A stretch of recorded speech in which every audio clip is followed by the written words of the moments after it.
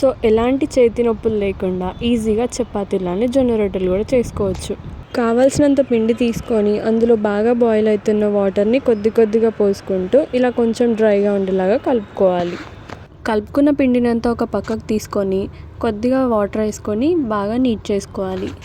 అలా నీట్ చేసుకున్న పిండిని హ్యాండ్ని కొంచెం వెట్ చేసుకుంటూ ఇలా రౌండ్గా కలుపుకోవాలి. తర్వాత ఒక పేపర్ని పెట్టుకొని ఒక పాలిథిన్ కవర్ని రౌండ్గా కట్ చేసుకొని దాని మీద జొన్న రొట్టెల్ని చపాతీలాగా చేసుకోవచ్చు. మేమైతే ఇక్కడ చూపిస్తున్న ఈ హెయిర్ ఆయిల్ డబ్బాతో జొన్న రొట్టెలు అనేది చేసుకుంటాము. సో కట్ చేసుకున్న కవర్ మీద జస్ట్ 1 డ్రాప్ ఆఫ్ ఆయిల్ వేసుకొని నీట్ చేసుకున్న పిండిని పెట్టుకొని బాటిల్ని చపాతీ కర్రలాగా ఇలా రోల్ చేసుకోవాలి. సో వీడియోలో చూపించినట్టుగా బాటిల్ని మూవ్ చేసుకుంటూ కవర్ని కూడా రొటేట్ చేసుకోవాలి. తర్వాత మెల్లగా ఇలా కవర్ మీద నుంచి తీసి చపాతీలాగా పెనం మీద వేసుకోవడమే. సో ఇలా స్టవ్ని హై ఫ్లేమ్లో పెట్టుకొని 2 వైపులా కాల్చుకోవాలి. సో జొన్న రొట్టెల్ని ఎలాంటి కర్రీతో అయినా సర్వ్ చేసుకోవచ్చు. నాకైతే జొన్న రొట్టెలు విత్ నాన్ వెజ్ కర్రీ అయితే సూపర్ కాంబినేషన్. సో మీకేదో కమెంట్ చేయండి.